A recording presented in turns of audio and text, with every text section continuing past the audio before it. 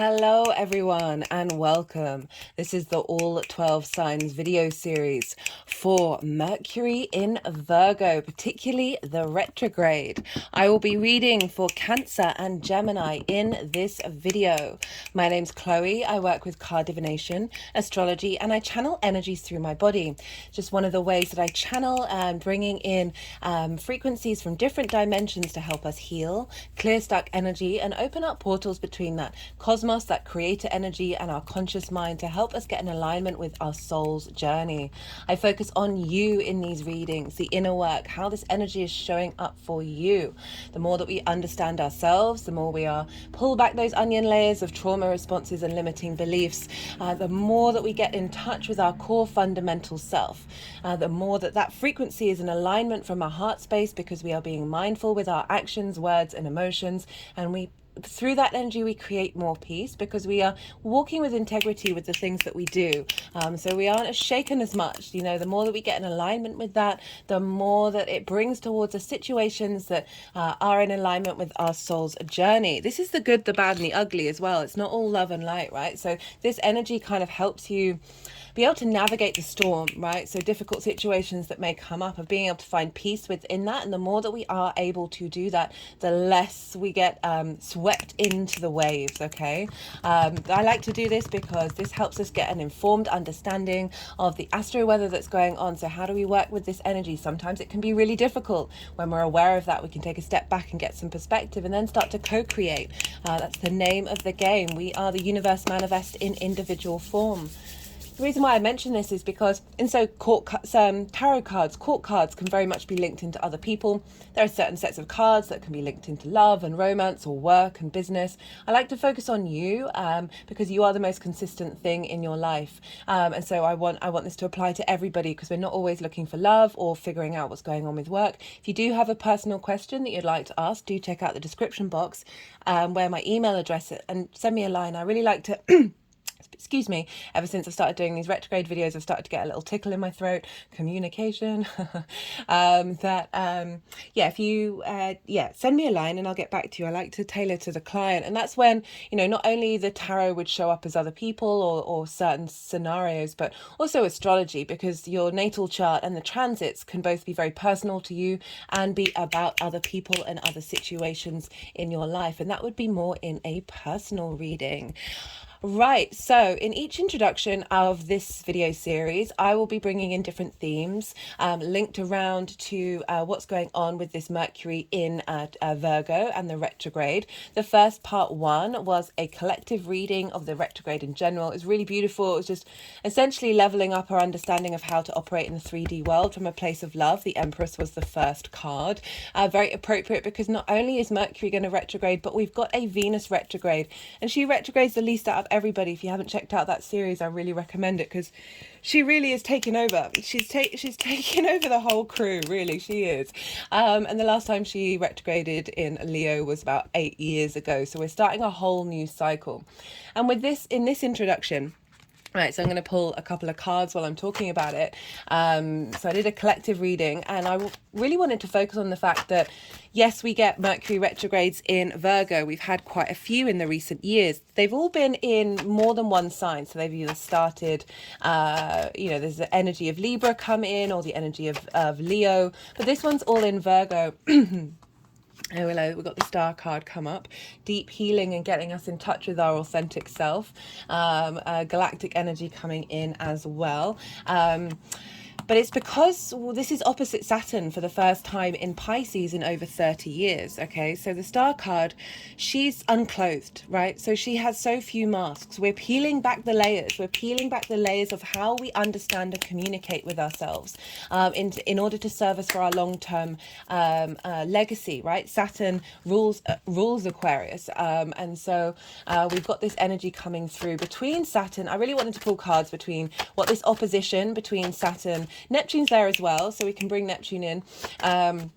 Between the Pisces and Virgo axis, with Mercury being there and Saturn being in Pisces as well as Neptune. So got the Queen of Swords and the Moon, right? So this is Pisces and the Queen of Swords. We're nourishing the way that we understand our mind. We're nourishing the way that we understand how we communicate and collect information.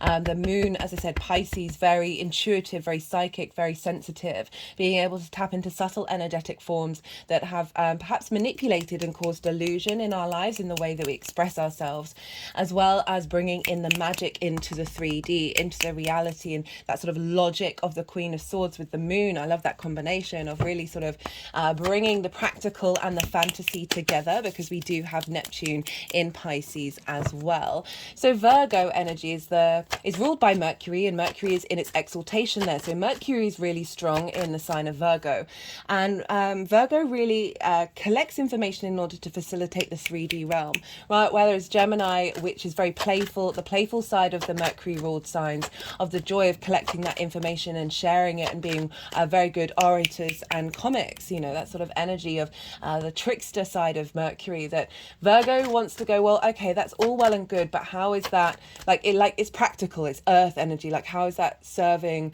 what, you know, facilitating our reality? I mean, obviously that's a very biased opinion of Virgo, because that Gemini energy is so incredibly powerful. I remember being in a car once with two Gemini rising friends, and they spent the whole journey doing wordplay and like puns and things like that, and it was like my Virgo sun was kind of like, oh, like my brain just doesn't work that way, that it was just like, well, what is the point of this? And then I found the joy in it, right? So Gemini always helps us get back to the joy, helps us get back to the lightness, and Virgo can be very serious, it can be very critical and very judgmental, but it is very good at facilitating problems and working through them in the 3D world. So Mercury opposite Saturn. Mercury is the small details. Love this for the retrograde. This is getting the lay of the land, getting an understanding from a higher perspective in order for us to navigate this 3D world with our passions.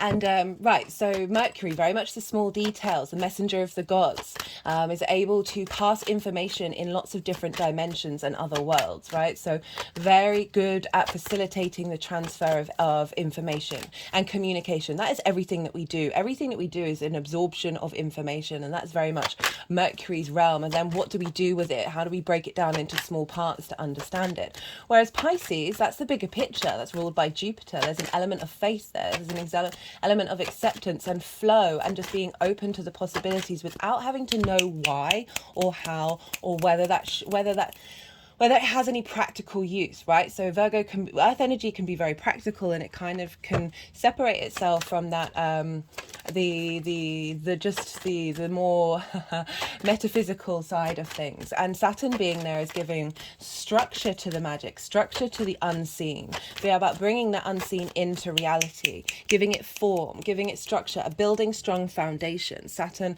can bring up limitations and frustrations and isolation, these things we may feel. I feel that, you know, with that Virgo criticism, that Virgo judgment that I talked a lot about in the part 1, that it's really healthy to tap into that Pisces energy and get some sort of structure of, okay, I don't need to know all the answers, and therefore I don't need to have a preference or an opinion in a way that would then bring about self-criticism or bring about judgment of others. Like, we can have opinions, but when it turns into judgment and sort of bringing in a sense of hierarchy, that's when things start to break down. That's when we lose that compassion of Pisces energy. And so this Saturn, this dedication to our integrity, to understanding why we may judge and we may criticize as well. So really finding clarity. Oh, hello, Neptune. And got the Hanged Man. This is about wisdom. This is about receiving downloads from the cosmos, receiving downloads by changing our perspective. So breaking out of the things that have worked. Okay, Virgo can very much stick to the things that have worked and not necessarily deviate. And the fact that the Hanged Man's turned up, of like, you know, you look here, they have a halo around their head because they've been upside down, right? They've changed their perspective. And when we do that, whenever we broaden our perspective, we bring in the vast possibilities. We bring in that creation energy, we bring in that creator energy. So Saturn's giving us the dedication in order to do that, to commit to that, to bringing the magic into the 3D world, as is Neptune in this retrograde of facilitating our understanding of this 3D realm in ways that are vastly expanded from our traditional way of looking at the 3D. Like, so we're really intermingling these two things in order to facilitate, and that they're, you know, Saturn helping find an understanding of why we may have certain patterns and certain ways of communicating that may bring up blocked energy rather than let it be in flow. There can be, you know, as I was talking, I've got a Virgo Sun. Like I can be a bit too practical. I can be a bit too focused on the problems. Right, focused on the problems that are around me, and until they're fixed, I can't get comfortable. That's something I've had to work with over my life, of like constantly being in that state of helper mode, that it can get really exhausting and you can forget just to float. Right, you can forget just to float with the situation and just allow things to unfold because you're in that fix-it mode. And so I really do feel like Saturn is facilitating Mercury, saying, hey, there are other ways that we can do this, and you're in Mercury's in a very high place, so let's raise this up. Let's raise this up for the next 30 years of the kind of downloads that we're able to access and then bring into the 3D realm. I think it's an amazing transit. Definitely feels like we're getting a revamp and an upgrade in so many areas. You know, Neptune and Saturn are all retrograde, so they are all going inward. They're all helping bring the magic inward. We're reflecting. We are in a state of observation. We are really letting things mull over and seeing where it takes us. I do love this card. This is getting the lay of the land. So we're getting the lay of the new land that is coming through, that is, you know, being fed by the magic of the universe, by the wisdom that we that is us, by the way. When I say the magic of the universe, we've just forgotten. So many of us have just forgotten how to tap into it. One of my personal opinions is that all the technology that's going on right now is just trying to preempt what we're already activating and in the process of doing so. Oh, I forgot to mention, right, so you see this very broken candle here, right? So here's the other part of it that just, it was this way, that just snapped off during the Leo reading, and it was happening during I was doing some big energy work, and then after that crack, some channeling came through. So if you feel like you want to go tap into that, it felt like a collective message as well.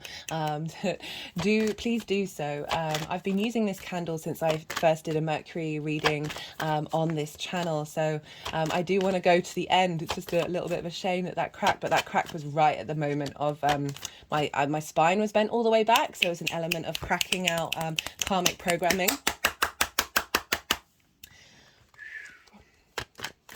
Yeah, so Saturn's a long-term game, right? So this is, how are you getting strong foundations in the magical world that is feeding into the 3D? How are we facilitating this, right? Using the big ideas with the small details and not letting one negate the other. With oppositions, we always want to be in balance, right? Sometimes we can seesaw from one side or the other in order to let us know what we've been prioritizing and what we've been neglecting, what we've been exaggerating and what have we been made small. And so with that opposition, through that you may feel that you may be a bit separated from one of these energies or the other throughout this transit.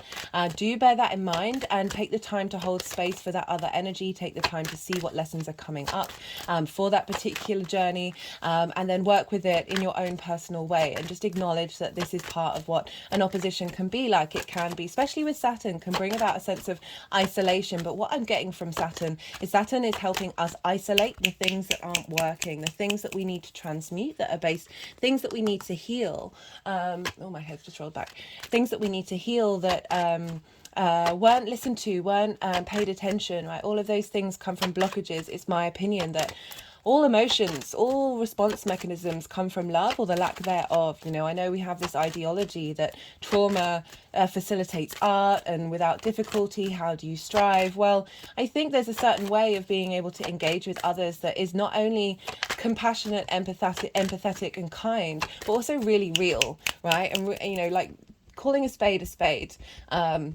and allowing people to feel that uncomfortableness if they do choose to do so in a place of safety, when they also know that they are very much loved, and that the intention behind those things come from a place of love. I think that's where we can bring in growth, and then we can start to trust people in a way that we know we're going to get the honest answer based on the round, right? So that Virgo energy asks you and calls you to be to have observation of all the nuances that are going on, all the things that make up the spectrum, okay? Not just this one particular moment and this one particular word, but, taking everything in the round and being very aware that you may not observe everything, and that perhaps you need to listen and ask questions.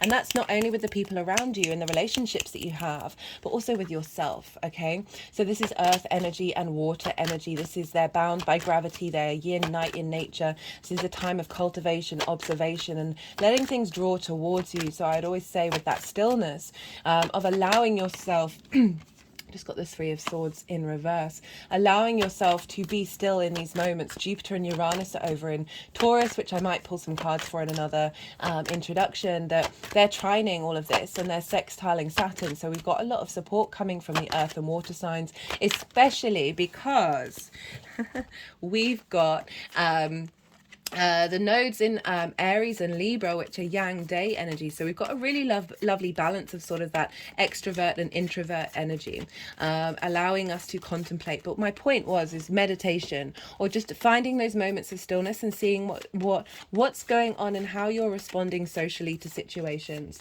being an observation of perhaps how other people communicate, and bearing witness to why it is that they may say the things that they do. Where is that coming from?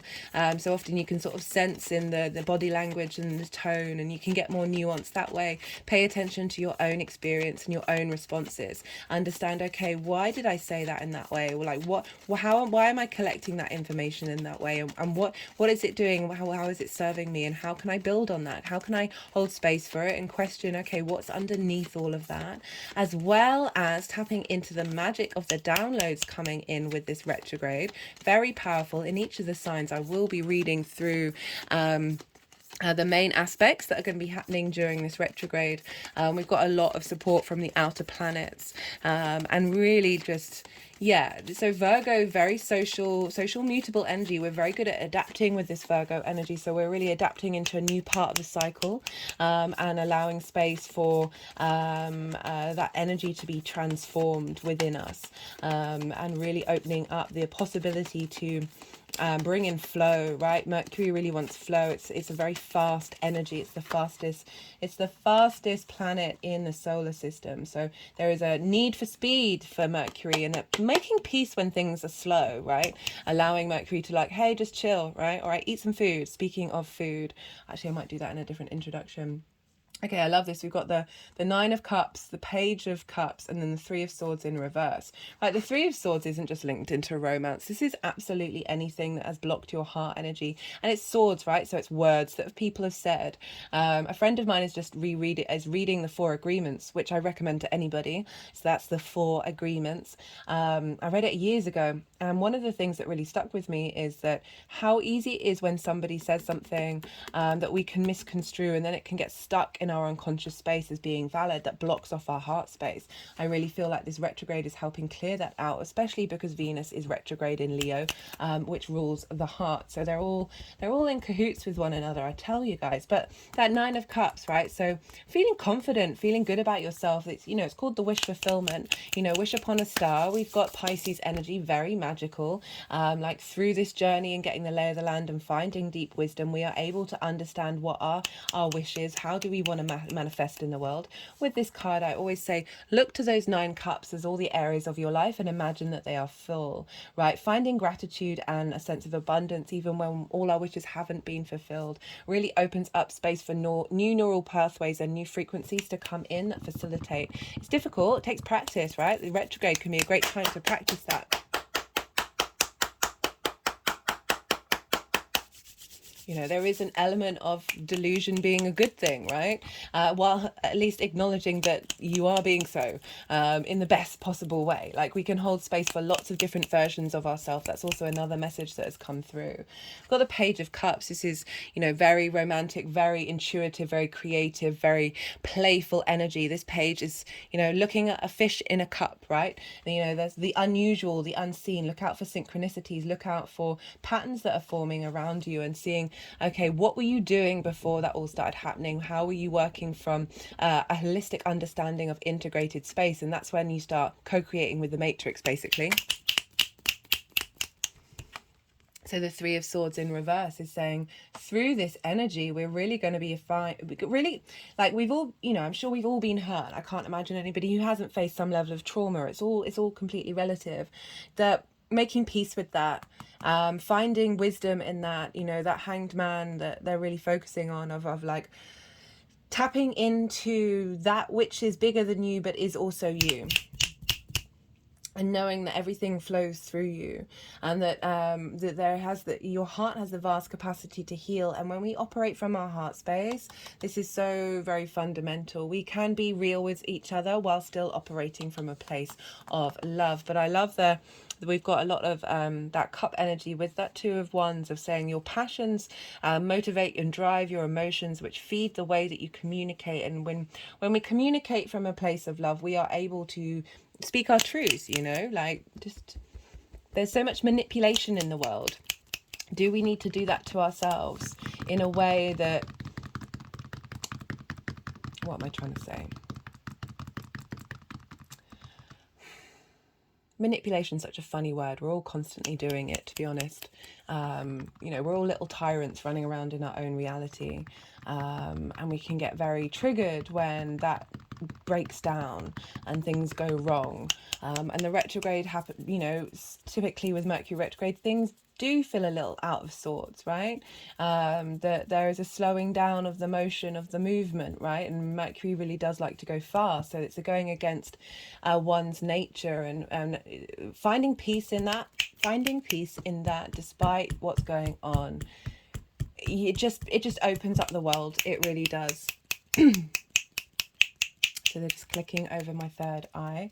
But yeah, all very positive cards coming through with that Saturn Mercury opposition, which could feel difficult. But, you know, I stress that whatever difficulties are coming up are really serving you in the long term. Like, Saturn really does have your back, even if it may feel horrific at the time. That the sense of, I would tend to your mental health in the way that you speak to yourself, and the way that you speak to others. And I mean that in a way of, like, you exploring and being playful with the different ways that you can engage with the way that you communicate.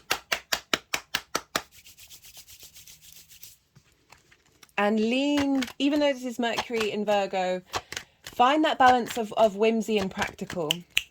Allow some open space with it.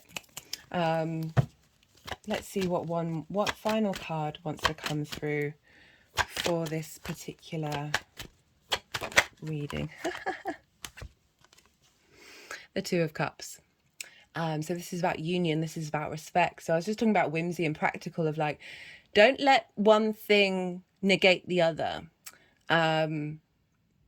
Hold space for different modalities. Get creative. Okay, so this is the feminine, masculine, and spirit all working together, all in a sense of equality.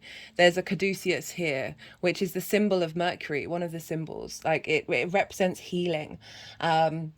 And so it's linked into pharmacies. You'll see it on the symbol of pharmacies and doctors. The caduceus that Mercury had was used for healing. He was known, is linked into doctors and that sort of thing. That is the sort of the Virgo energy of Mercury, of really wanting to heal, whatever that may be. But, you know, there's that. Virgo can get pulled into problems, and the need to solve them, and needing to let go of that need to solving everything, and giving yourself some freedom and some playful energy, right? So this is what I feel like this is kind of coming in to say, of like, finding balance, finding unity in that emotional body, in the way that you connect to things, but getting creative, right? Getting imaginative, tapping into sort of your sort of ability to flow and not take the burden on, while still not completely losing yourself in the cosmic ocean, with this Pisces Neptune polarity. Right, I think I'm going to leave it at that. They're just sort of tapping around my third eye right now. Lovely cards coming up. I mean, that was kind of the energy that I was picking up, but given that it's Saturn, and Saturn can be difficult, and a retrograde, you know, it's really lovely to see that, you know, the Queen of Swords, she's gone through some stuff, and the Star card is about healing. Like, it's after the Tower card, which is about things falling down, structures falling down, that we're going to be doing some deep internal healing, internalized understanding of information and how we engage with it. This flow, this ease, this very quick energy with Mercury, and that can be quick even in the retrograde. It's just more of an internal space of clearing out and opening up that energy for you to be able to be comfortable in your own skin in a social situation as well, because it is like out in the world, of that Virgo energy, even though it does have the Hermit as its card. But right, I'm going to leave it at that. I think sometimes the Virgo energy, because of that Hermit, is like, that's the Virgo who's burnt out trying to fix everything. So it's just gone, right, I'm off to the woods, see you all later. You don't appear to be listening to my advice.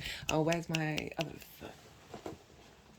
I'm probably going to put this on the community page or mention it in another video, but as that's just come up, so yesterday came across some astrology memes. I don't come across them very often.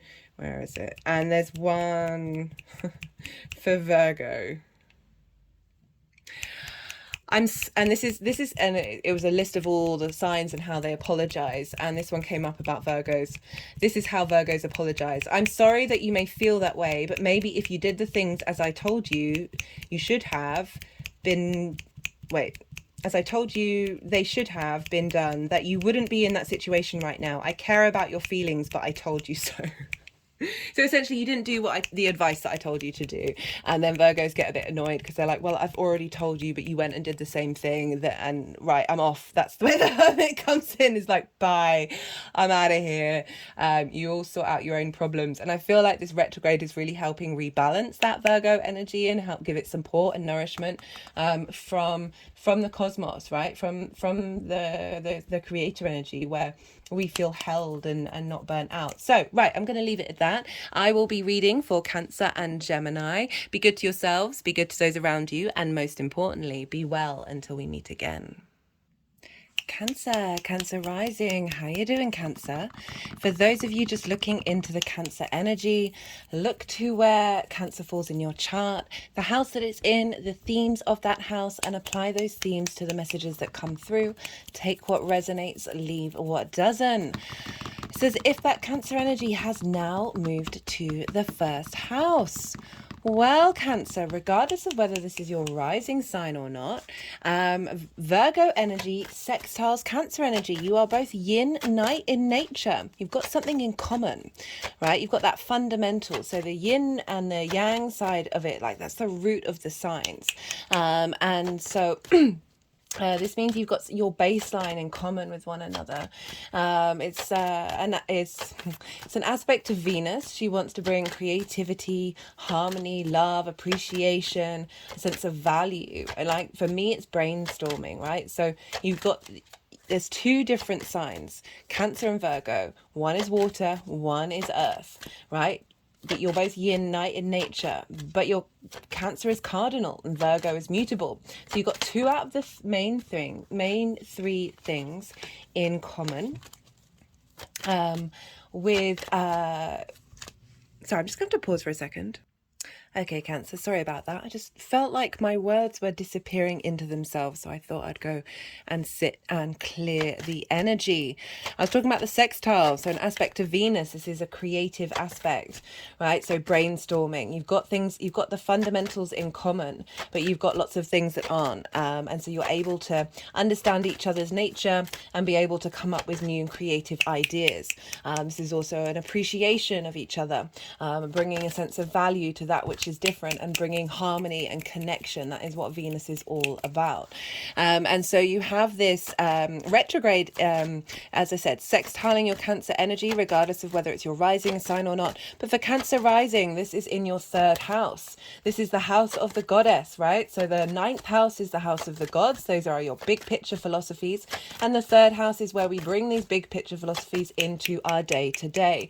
This is also the house of communication. It's the things you do on the day to day basis. It's not routines, that's the sixth house, but it's like your local environment, the places that you go, doing the washing up, the things that you just do. And like it holds a lot of space here. It sort of could be a bit humdrum, but that's why I like the fact that it's the house of the goddess, because it does say, you know, it's calling us to bring that energy, bring that meaning into our day to day, bring that meaning into the way that we express ourselves and be in flow, right? Communication is the name of the game. And now you've got Mercury, one of the, you know, the messenger of the gods, all about collecting information, digesting information, and seeing how you can use that to facilitate. So a very practical energy in the way that you communicate, wanting to help others in the way that you express yourself, right? And so with that third house of, with this Mercury retrograde, you're getting a revamp in the way that you communicate. Mercury's is going to be retrograde, and so therefore we're going back over things, right?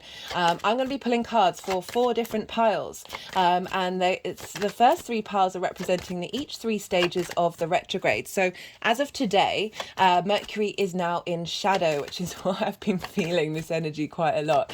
And so this is when, so there's 3 points. So there's Mercury going forward, which it's going now, but it's at the degree that it's going to finish the retrograde on.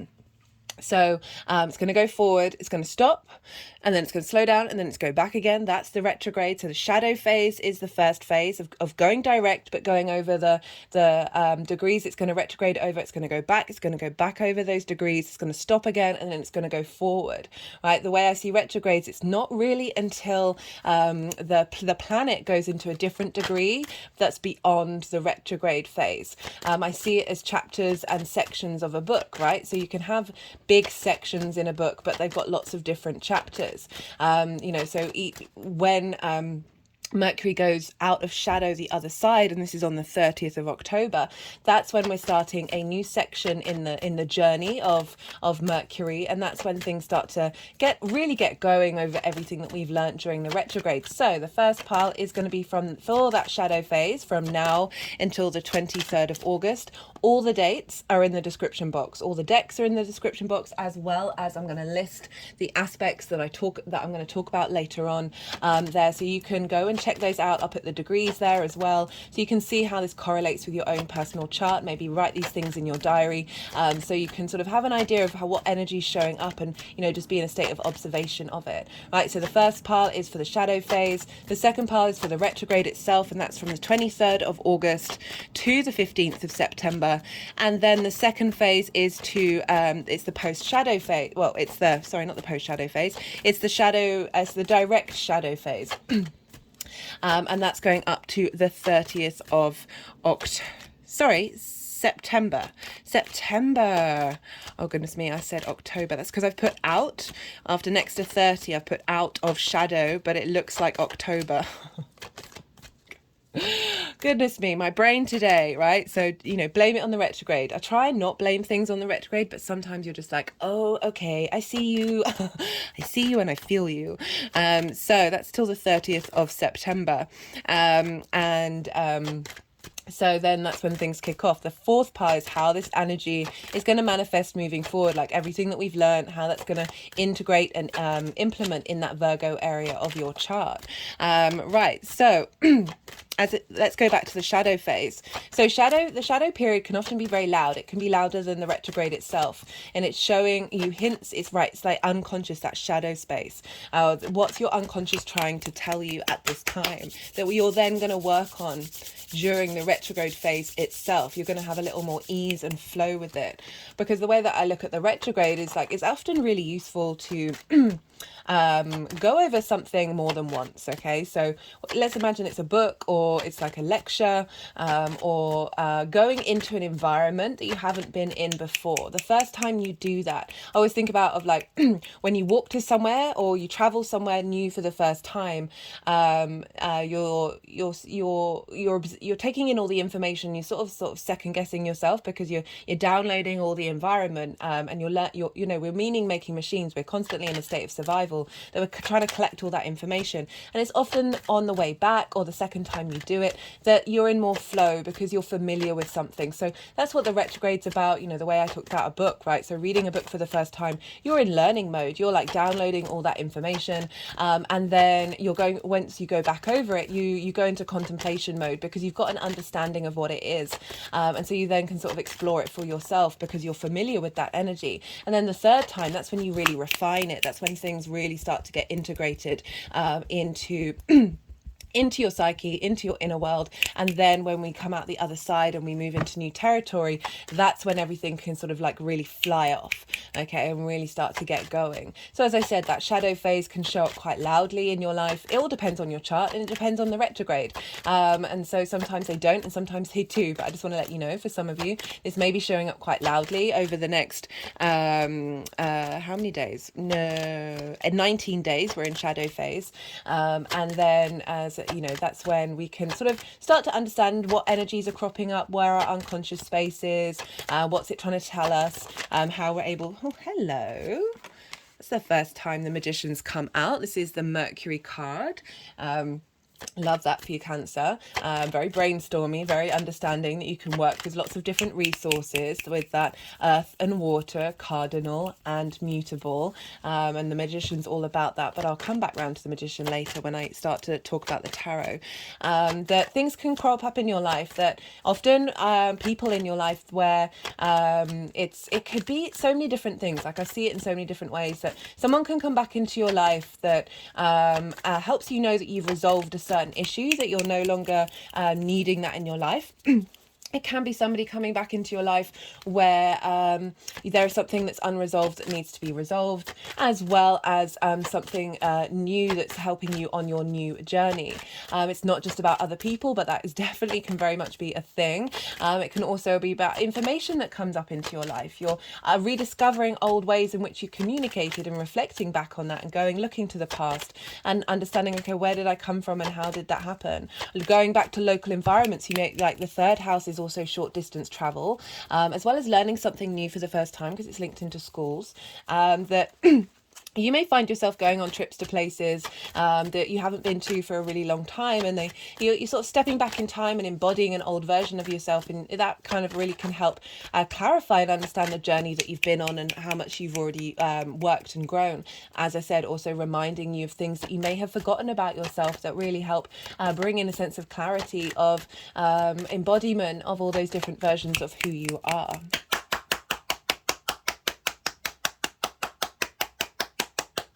If you've got a project that requires doing communication on a regular basis, this can be a great time to revisit and go over it, and find out those small details. So let's think about what the retrograde is actually all about. So this is revisiting, this is revising, this is giving us hindsight. Hindsight is a wonderful thing, but often, we can't go back in the past, but we are going back energetically. We are going back over old energy territory, that we're able to then go, oh, okay, I understand this. I can see the cause and effect of something, and now I can see how I can navigate out of it. Right, and find a different pathway, and find a new way of expressing yourself, a new way of engaging with something, finding those small details, so in order for it to run smoothly when we go forward. So when we have retrogrades, it really does help us give a sense of reflection and going back on something in a positive way. Right, so often if we're constantly direct action, go, go, go, go, go, we may miss something that was actually really important on our life journey, right? So often with retrogrades, they can redirect our soul down a path that actually is more in alignment with your soul contracts and your soul frequency, right? So often, sometimes something can happen that you're like, oh, this is great, this is going to happen, then it doesn't happen, and you're like, but that I really wanted that was really important to me. And then you'll find out, okay, if that hadn't happened and this hadn't happened, then you wouldn't have got to this space, which actually opened up a whole new world for you. Sorry, I'm just being a bit of a perfectionist.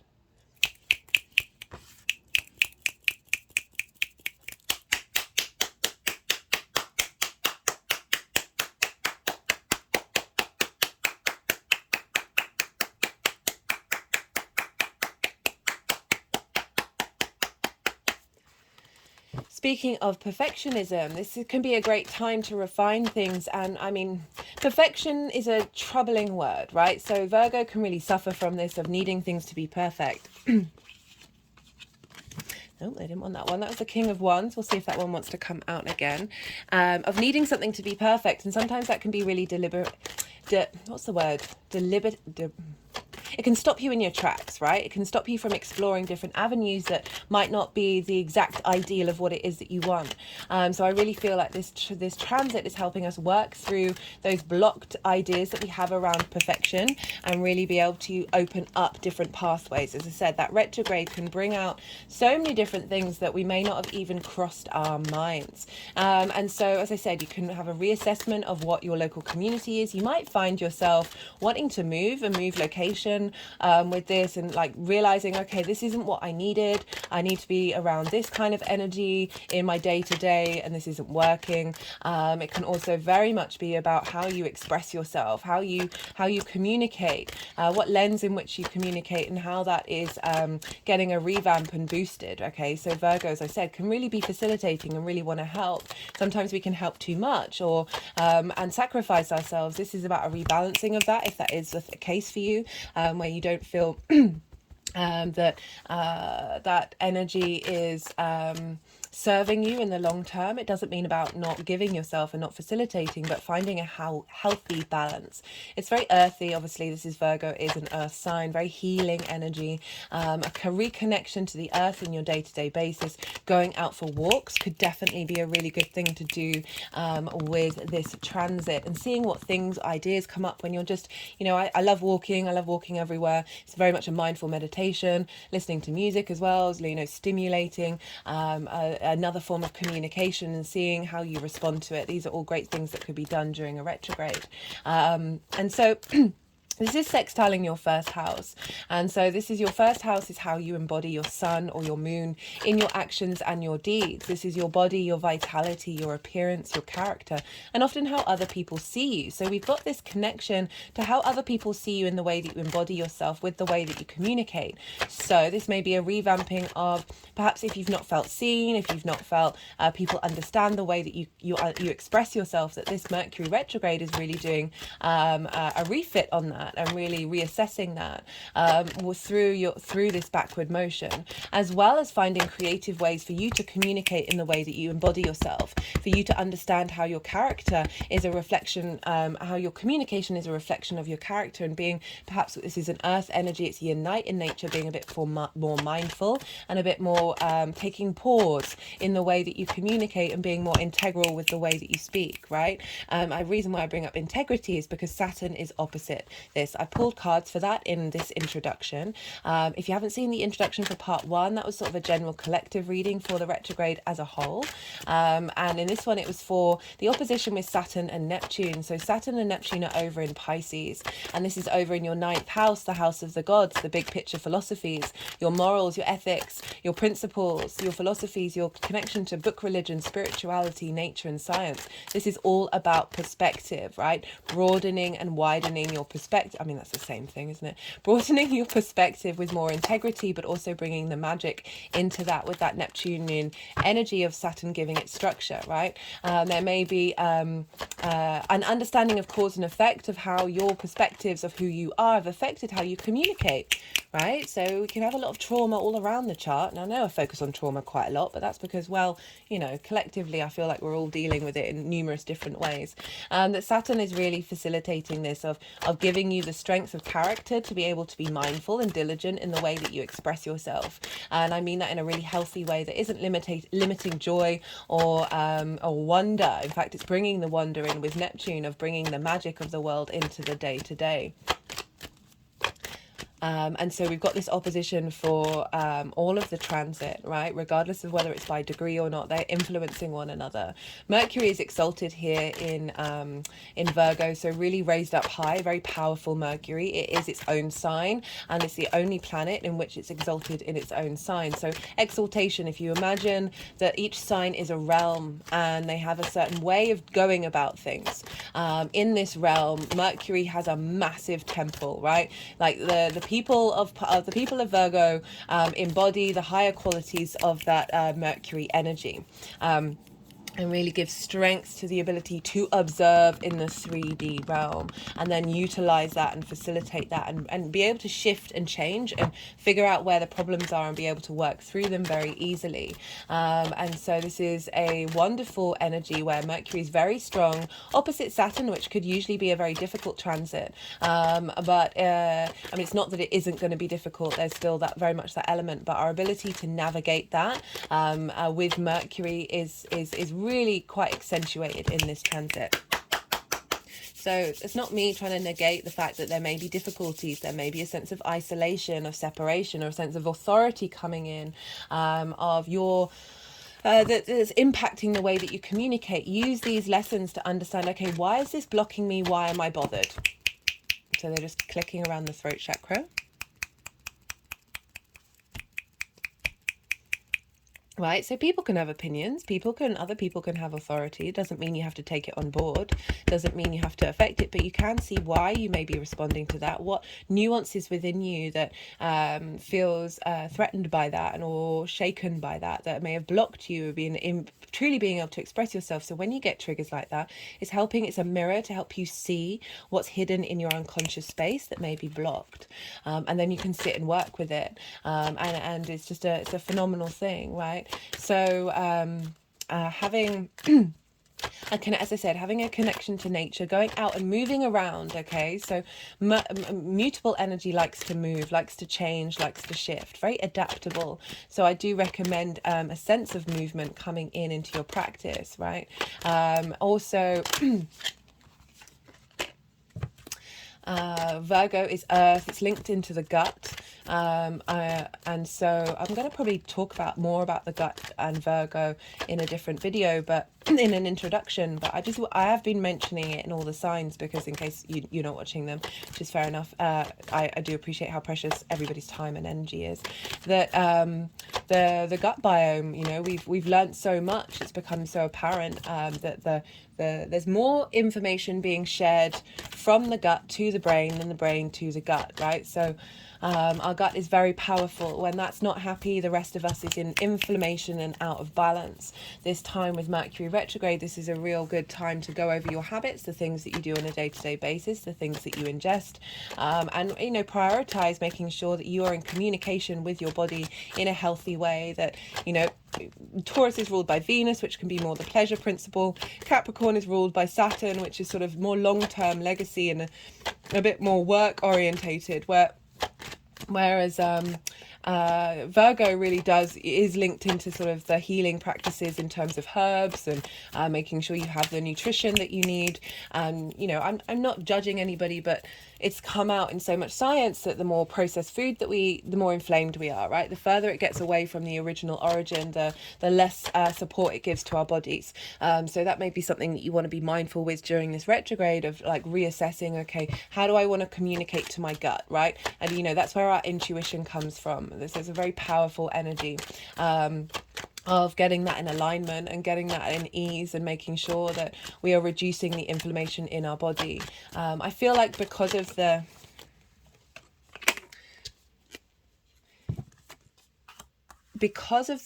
oh, I forgot to move this down. Okay, because of the trine to Uranus, which I'll talk about, which is in the sign of Taurus, which is our physical body and how we connect to it, our senses, that there can be inflammation coming there, but it's a trine. So trines provide wisdom to help us get more in touch with what it is that we need in order to heal.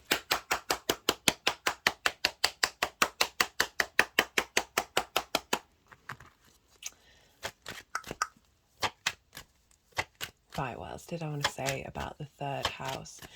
It could be that you start a new course and you have time to go over it and revisit it and reflect on it, as well as just yeah, just generally reassessing the things, how you bring meaning into the day to day. How do you collect information, and digest that, and then use that for, I talked a lot about how Virgo can suffer from judgment and self-criticism, especially in the way that you communicate, that you might have an aspect of leaning into judging yourself and being very, very self-critical to the point where it's no longer productive. I mean, I don't find it productive anyway. There are other ways of communicating with yourself that is both real, empathetic, kind, and full of love, that still, provides the information in a way that is healthy and based more on reality than that self-criticism can often do. Like, give yourself a break, okay? But this is a sextile, so it's a very supportive energy. Venus does want you to find harmony in the way that you communicate and the way that you express yourself, and how that is available to your local community and on your day-to-day.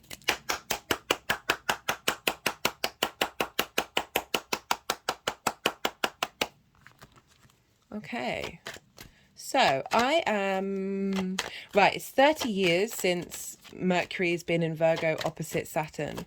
Okay, so this is a big deal. This is a new cycle of our long-term integrity with the way that we communicate and express ourselves and collect information and move with flow. Okay, Mercury really likes to move with flow, and so wants to facilitate those blocked energies in the way that you communicate, those blocked energies around how you interact with your local community and what your community gives back to you, as well as what you do on a day-to-day basis, and whether there's blockages there that have stopped you from being able to find peace in the things that you do, the washing up or whatever it is, that are a reflection on, that mindfulness practice that we do on a day-to-day basis, right? Like, it's, we don't necessarily want to do those things, but we do. And how do we find a sense of grace and a sense of ease and a place of magic with that, or that Pisces energy feeding? How do you bring your big picture philosophies into the things that you do?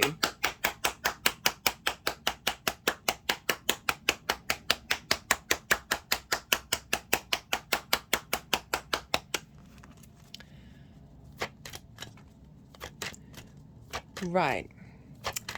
I am going to break down some of the major aspects that are going to be happening during this transit. As I said, these are all going to be in the description box, so very easily accessible, because I do appreciate I am throwing a hell of a lot of information at you, and it can get quite overloaded, but I like to provide a lot of context. It's my favorite thing. I like to make sure everyone's got a seat at the table. Right, so the 4th of August, that is today. This is Friday. This is Venus's day, so she's having an influence on the flow of information here, and so this is when Mercury enters shadow, and so this is, as I said, if you're going to be watching this after the event, because it's not going to go up until tomorrow morning, it doesn't mean you're not missing out on the energy and the information, right? It might be a good time to look back, even if you're watching it in a week's time, to look back to this time period and see what was cropping up around this time. What was like, oh, ding, ding, ding. Also, Mercury went into Virgo on the 28th of July, and often when planets enter a sign, they can be really loud, like they're kind of like heralding everything that they're going to do. So you might want to look back to then as well to have an understanding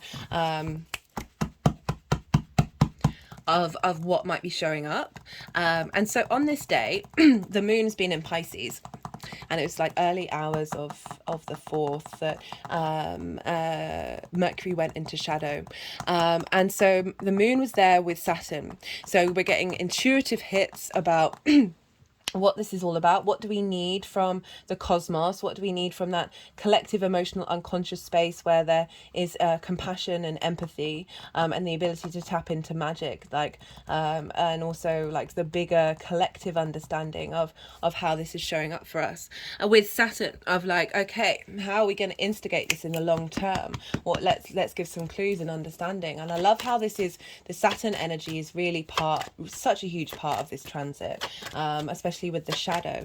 We've also got a trine to Jupiter. It's coming into a trine. It won't be until a couple of days later when it's exact. So Jupiter's over in Taurus, and for you that is in your 11th house of hopes and dreams, friends, groups and alliances, reaping the benefits from your 10th house. So Jupiter loves being in the 11th, so that's a really great transit, and getting a lot of support, a lot of wisdom, of understanding of how to expand your hopes and your dreams, perhaps finding gurus in groups and alliances that are help providing inspiration and wisdom wisdom for you.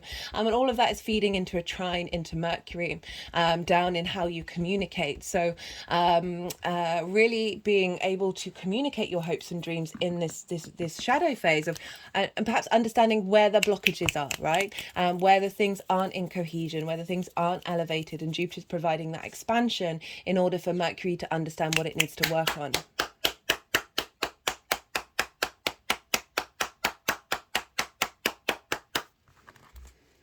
So the exact trine with Jupiter is over on the 9th or 10th of August, depending on where you live. Again, everything that I was sort of saying, again, that Jupiter energy will be sextiling your Cancer energy. So you'll have a trine and 2 sextiles.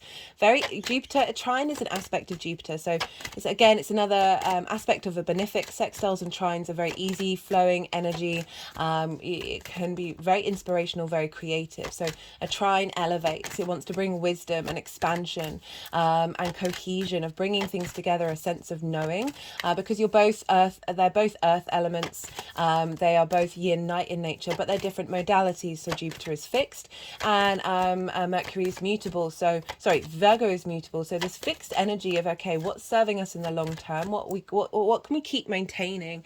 That Mercury can actually adapt while Jupiter's moving through Taurus, of like, okay, here are the little nuances in order to keep that maintaining energy going of your hopes and your dreams, right? How do we make adaptive changes to where it is that we want to, how we want to express those hopes and dreams? How are we putting that in, that energy, that information into fruition, as well as, you know, that friends and group side of it, of your local community, of finding wisdom in what kind of frequency of people you want to be around, that is melding into your local community. So as I said, some of you might get a bit restless. You might want to shift energy and move somewhere else. It's also reaping the benefits from your 10th house that may show up in a reflection.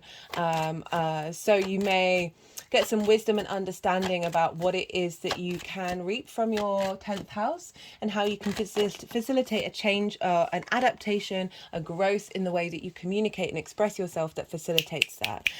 So very lovely energy for you, Cancer. And Saturn will be trining your Cancer energy over in Pisces, and this is in your 9th house. So you've got a lot of trines and sextiles for this transit. So this is going to be very supportive, very creative energy, very inspirational energy. With trines and sextiles, I would bear in mind that often when we have a lot of those, we tend to just take it for granted, take it a little, like it's just a bit easier. So the human species has a vast capacity of taking things for granted, right? And so I would look to that. So if you are getting inspired and you are getting creative, take some action with it. Like, be playful. What's one of the main messages that came through is be playful with it, explore, have fun, and don't get holed up on things going a certain way, and just be in your flow, and be in a state of observation. That but still, you know, try things out and explore different ways of expressing yourself. Explore how that can manifest in the way that you feel good about yourself, and you manifest your actions and your deeds through your hopes and your dreams. That is facilitating your understanding of who you are in the universe, right? So yeah, sextiles and trines, they're soft aspects, so they're like, you know, squares get a bad rep, but they're high manifestation energy. So that sort of channeling, the integration of taking action with all this wisdom and ease that's flowing through you. You might just be having a really nice time in the way that you express yourself, and have fun exploring that, and in turn that can elevate who you are and where your hopes and your dreams are going. On the 16th of August, this is going to be a new moon in Leo. I will be doing a separate transit video for this. This will be the next transit video that I do. But a reason why I'm bringing it up, because Mars is in Virgo, okay? So Mars is helping, giving you motivation and drive to go out and about in your local community, or finding the motivation to understand and communicate, finding a bit more expressive energy there. And Mars is going to be trining Uranus. And so Uranus is the oddball of the universe. It is the maverick. It is different, right? Its axis is different to all the other planets. Its North Pole points towards the sun, and all its moons are retrograde. Uranus wants you to feel comfortable being your unique self, right? And not be bothered about what other people's opinions are. They can have them. Everyone's got one. And so this trine with Mars is saying, okay, right, how are we getting the drive and motivation to express ourselves based off of our unique maverick ways of looking at our hopes and dreams, right? How do we put things into action? And so whatever's going on with Mars is being influenced by Mercury and Mercury's retrograde. So there is an element of this energy feeding into Mercury of saying, okay, right, this is what's showing up energetically between Uranus and Mars. How do we instigate that in moving forward? Of how do we understand what those actions are and what they mean for us in the long term, and then be able to utilize that information for the rest of the retrograde. On the 23rd of August, this is when Mercury goes retrograde. But before it does, on this day, the Sun enters Virgo. Now, this is a big deal. So this is the shift. This is, one, it's the retrograde. It's the day of the retrograde. But two, with the Sun moving into Virgo, this means that every planet, every asteroid in the chart are now being governed by Mercury. So we do a little energy loop, okay? So Mercury rules Virgo. The Sun is then governed by Mercury being in Virgo. The Sun governs Leo, where Venus is. And so the Sun governs Venus. Wherever the Sun is impacting what's going on with Venus. Venus rules Taurus, which is where Jupiter and Uranus is.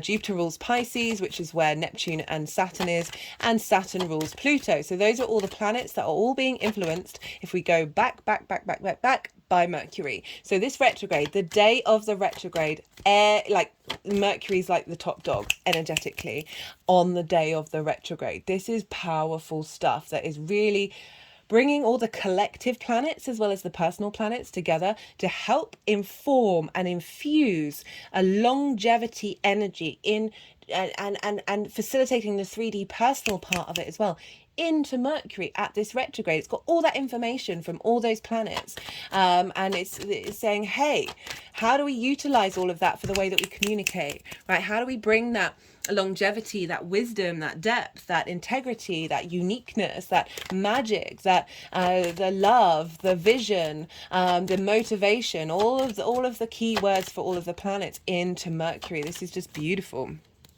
very empowering stuff. Mercury on this day, just going to pause for a second. Mercury will be square Vesta. This is an asteroid. This is one of my favorite aspects. I really love this for us all collectively. Now, Vesta is over in Gemini. Gemini is a fellow Mercury ruled sign. Very playful energy, Gemini. Love Gemini energy. Really helps balance out the sort of serious practical side of Virgo of let's get things done. Gemini's like, hey, let's talk some stuff and have fun and enjoy what words mean and not get too serious. It's not saying that Geminis aren't serious. They can be incredibly serious in their dedication to the exploration of language and how we communicate. I really recommend, I try and not recommend all the transit videos that I've done, but sometimes it's hard because everything's interlinked. But the new moon video that I did for Gemini, everything has playlists, so they're really easy to find. The new moon Gemini video, the collective one, sorry, my words have just disappeared. I talked very little astrology in that. It was more about the exploration of that Gemini energy and how we collect information and what we do with it, and really be open. Like Gemini energy is very open, very playful, can hold space for lots of different ideas, and like enjoying that discourse. The things that came up were kind of like helpful things in order to navigate and use magic in the world and manifest and co-create with the universe. So I do recommend it. That Vesta, okay, so Vesta's an asteroid, and she was traditionally a hearth goddess. She's like one of the first goddesses. And the energy of Vesta can be found in many different traditions, and it's linked into the hearth, the fire, that which we used to gather around, that which we used to cook our food, keep warm, tell each other stories, right? And she also is very much linked into devotion. So she's the inner world, right? Mercury was the outer world, the traveling about. It was linked into commerce, into merchants, into roamers, into travelers, the wanderers, right? That outer experience, that extroverted outward space of exploration, of going out in the world and sharing information that way. Everything we do is sharing information, let's be real. These two, over the thousands of years, have hung out together in people's homes. So no matter what size home you had, no matter what was going on, across the board, traditionally you'd have an idol to Vesta, an idol to Mercury, or Hestia or Hermes from the Greek, and then they come from Indo-European energy as well, right, which predate that.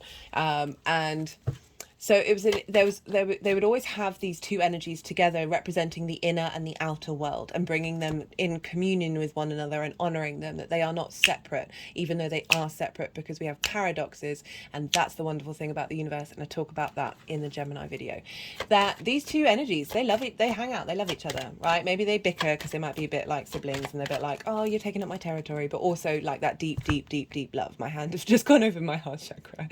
And so they know each other's vibe. Okay, they spent a lot of time together.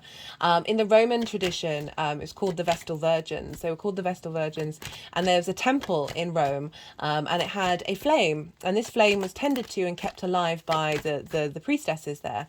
And if it was thought that if that flame went out, then the Roman Empire would fall apart. It's tending to that spiritual plane, that spiritual part of us, that creation energy. Fire has the possibility to bring us light, keep us warm, but also destroy us. Okay, so it's a very, very powerful energy, and this was tended to by the Vestal Virgins, tended to by Vesta. And another thing that they kept there were contracts and wills, and this was honoring the purity and the devotion of the Vesta energy, that would keep those documents, those contracts, those legal binding elements untempered with. It would keep them sanctified and safe. There was an element of protection there, right? So there's with the Mercury retrograde, so often people say, oh, don't sign contracts. You do what feels right for you. You tap into your intuition and work with that, right? It obviously can be recommended not to do so. But the way that I see this retrograde with Mercury is we are going over old soul contracts. We are working out and looking back at old clauses, whether we're conscious of it or not. Looking back at old clauses that, like, we've done this bit, this doesn't work for me anymore, we're going to change it. Let's find a compromise to make both of that be into balance. But like really an honoring and a revisiting and going over the inner contracts that you have with yourself, the contract that you have with the way that you communicate, and that can be based off of limiting beliefs and trauma responses that come from your childhood, come from your birth chart, come from your past lives, come from your ancestors, come from the collective. So many places, right? We're bombarded with it in every direction, which is why I focus on the inner work, because whoa, lot going on. That this is a great time to revisit that and revisit those contracts that you have in the way that you express yourself, the things that, how you dedicate yourself to your day to day, right? So often we can get blocked by that. How you dedicate yourself and how you want your local community to dedicate itself to you. Your dedication to it, like starting something new. It's courses, it's school, of like being open to learning something new and fresh, right? Your dedication to that. Okay, they're just some energies just came out of me, and now they're clicking around the throat chakra.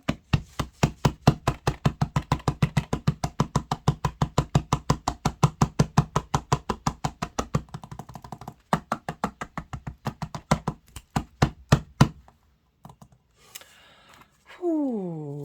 So, Vesta, she's over in Gemini, which for you, Cancer, is in your 12th house. This is your hidden house, your house of mysteries, right? This can be a heavy house because it deals with the unconscious space. It deals with those limiting beliefs and those trauma responses. It can often be linked into depression, anxiety, more than mental health issues rather than the physical body health issues, although they're all interlinked, right? Let's be real. But more that side of it. It can be linked into depression, loss and grief, right? There can be a heaviness, a need to isolate, a need to retreat with the 12th house. It can be difficult, but there's so much magic there, right? So it can be a part of you that feels very personal to you, but isn't integrated into the rest of your chart, as well as something that you can't quite get your hands on. Like it feels a little bit out of reach. It feels like a construct and a reality. But underneath all of that is your magic, because it's the unseen, it's the hidden house, the occult, that which we cannot see, the metaphysics, right? 12th house is a very, very magical house. So you have this square, Cancer rising, with Vesta and Mercury on the day of the retrograde, where they're both like, right, okay, squares, aspect of Mars, can bring about frustration, drama, conflict, and difficulties. If it does, be mindful of it. Know that it's a 12th house. It's going to dig up some difficult traumas, bring things to the light. Could do, may not do. Friction is the other side of the square. Love it, right? So we need friction in order for this 3D linear time frame to exist. Without friction, atoms wouldn't rub against each other. We would not have time and space. Hardcore manifestation energy, right? So you have these two elements who know each other. I think they are kin. My hand has just gone over my heart chakra. They love each other. It may be difficult sometimes, but they're in union with one another. They kind of represent the outer world and the inner world, the yin and the yang. And when we have those in balance, we have them in harmony.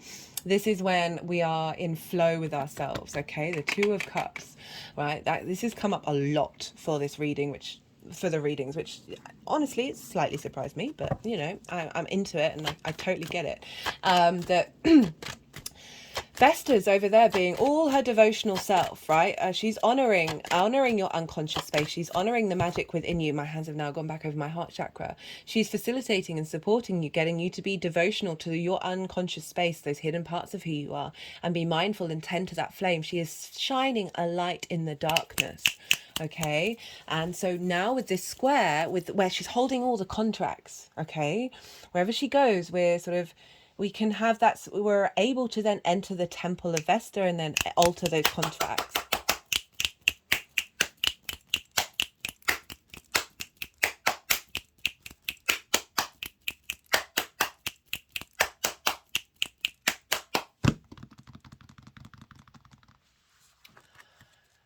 So Mercury over there revamping the way that you communicate, which has probably been blocked by limiting beliefs and trauma responses over in the 12th house, opening up the discussion. Hey Vesta, let's have a chat. Let's work some stuff out. Let's get some action going. Let's start doing some stuff.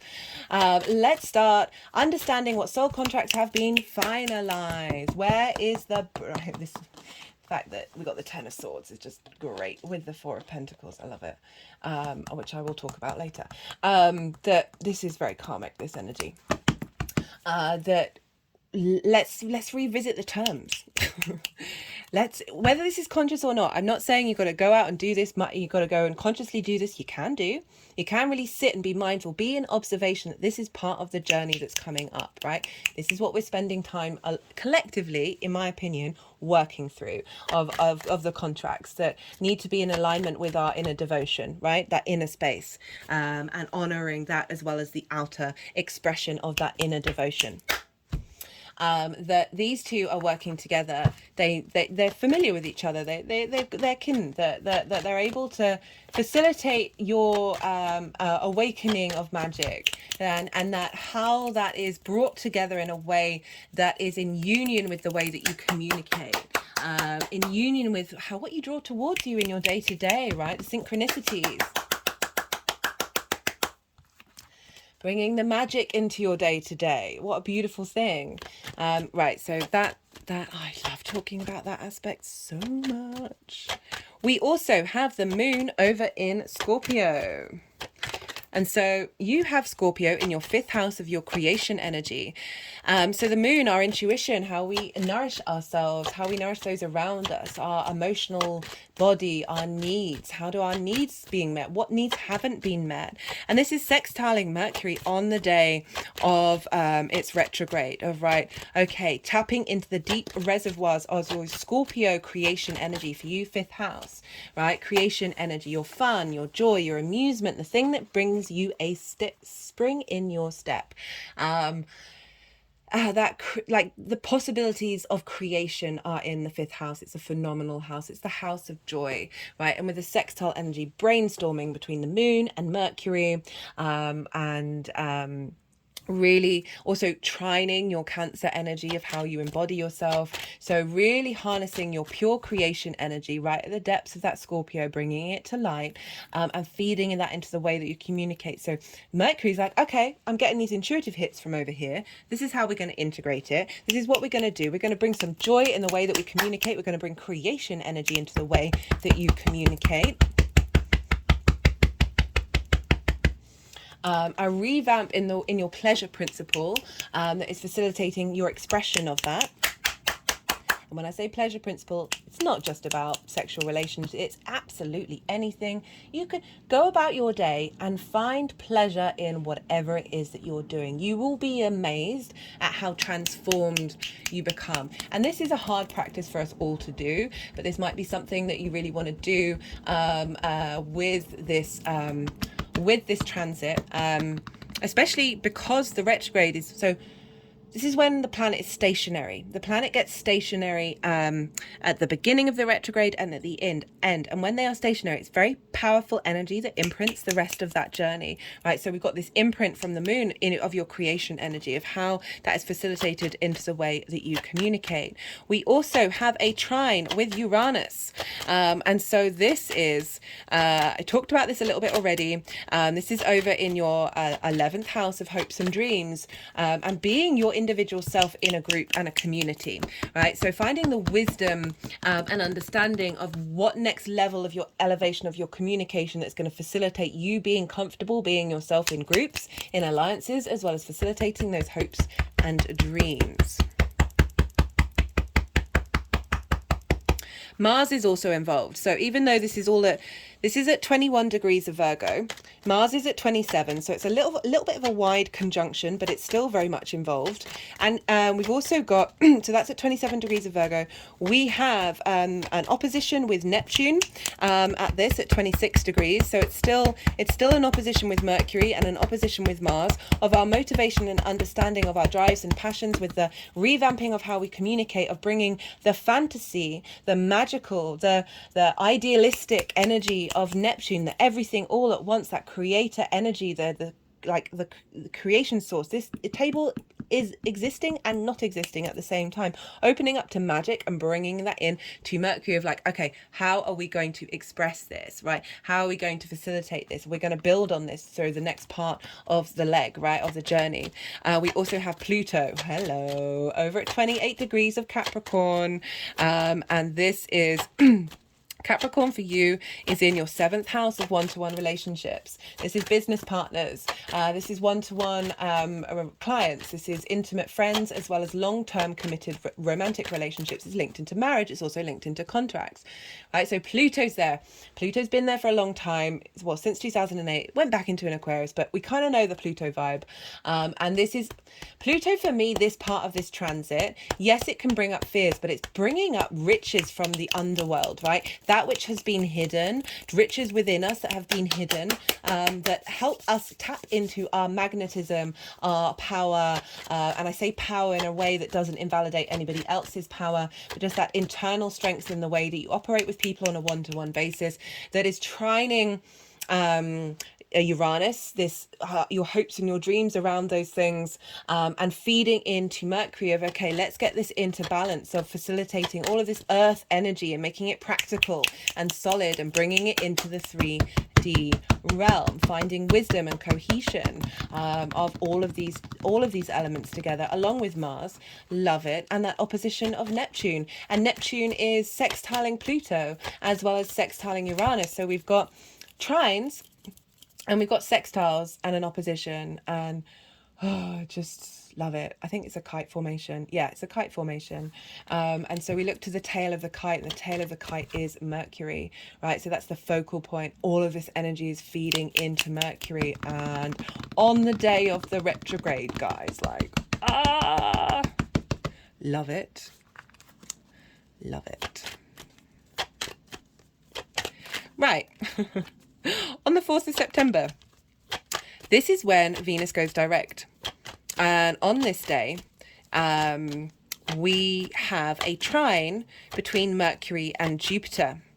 and the moon is conjunct Jupiter. So we've got a trine with Jupiter and the moon over in your 11th house. So the moon being there, intuitive hits around your hopes and your dreams, understanding how to nourish yourself in groups and alliances, wisdom coming in your emotional body of where your unmet needs are unmet, where your needs are unmet even, and wisdom expanding and giving wisdom and understanding and elevation of what those needs mean to you, and how what truly needs to be transmuted into Mercury in order to facilitate your expression of your voice, right? Expression of your truth, and being very confident in doing that, as well as feeding that energy of this expansion of your unconscious space, of how these needs are going to be met in terms of your hopes and your dreams.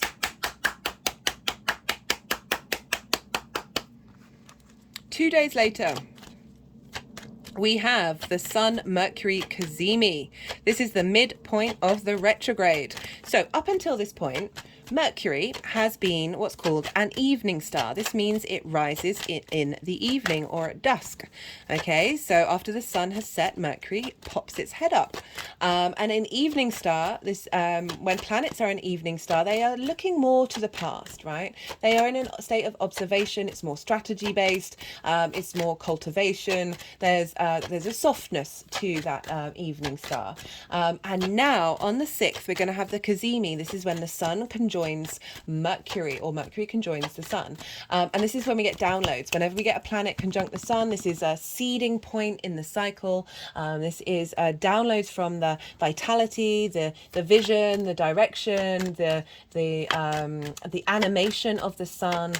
Very powerful energy. The sun is a portal to the rest of the universe, so we're getting a lot of galactic energy whenever we have sun conjunctions, of sort of this outward motion of like, how do we express ourselves? And so Mercury is now getting downloads for the next part of its retrograde, which is lovely. And this is also trine Jupiter. So we've still got that wisdom, that expansion of those downloads coming in with this cazimi, because Jupiter expands, Jupiter elevates. We're getting a lot of downloads that are facilitating growth and abundance in the way that we express ourselves and communicate, right? Or what it is that you get from your local community, or the kind of if you're starting a new course or going to school or anything like that, that can really show up in a way that is providing you understanding of what it is that you need from these things, and what can you share to your local community as well from the wisdom that you're getting. And so that from this point, Mercury then becomes the morning star. So this is when Mercury then rises in the morning before the sun. So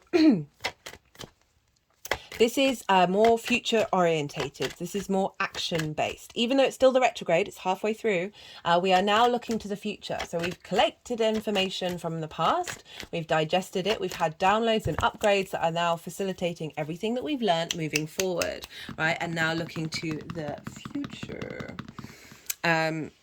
So lovely stuff. I'm just going to pause for a second. I do apologize, Cancer. Okay, so we're nearly done. On the 15th of September, we have a new moon in Virgo. And the Mercury's still retrograde at the time of this new moon is exact. Right, so very powerful new moon in Virgo with that retrograde just about to finish. So it'll be stationed, right? Very powerful energy when planets are stationed. I've been giving the example of when Saturn stationed retrograde. That's when the submarine exploded in the ocean. Saturn's in Pisces, linked into the ocean. Saturn's linked into due diligence. If you're not doing your due diligence, stuff's going to go wrong. You're going to, there's a sense of cause and effect is very loud with Saturn, right? So we're going to have this station on the new moon, instigating a whole new cycle in that Virgo chart with all of that. And like retrograde energy, some of the smartest people I know have Mercury retrograde, this ability to find the nuance and like go over the details before expressing yourself from a very deep level, right? It's not a bad thing. I love retrogrades in people's charts. I think they're phenomenal. It can be challenging, right? It can take 3 times a charm, but once you get there, whoa. okay, they're just tapping on the heart chakra. 18 hours after this new moon, Mercury goes direct. Boom. And at the time of it going direct, the sun is trine Uranus. So we've got this input from the vision and clarity of the sun to Uranus. How do we make this unique way of being come into formation, this unique way of communicating? And the sun is being governed by Mercury, who's now moving direct. So there's a big influence of communication, of the house of the goddess on this day.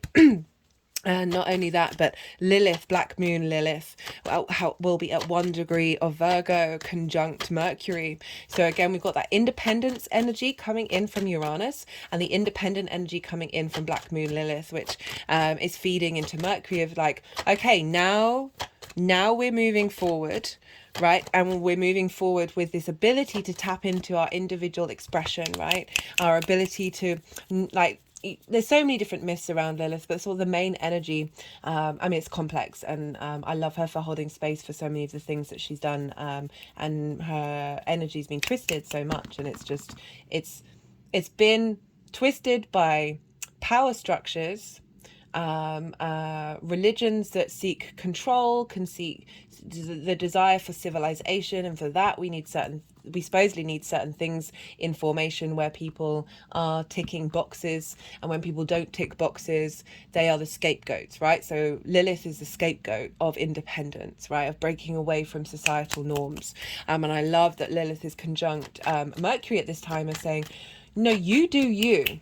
You do you. You express yourself, and express yourself with an innate power of understanding. I'm not bothered in the nicest possible way. This isn't about being rude. This isn't about being mean or selfish. None of those things. But we can still be independent and be confident in ourselves and allow things to flow through us, right? We don't need to go for the jugular in the way that we communicate. We don't need to break people down.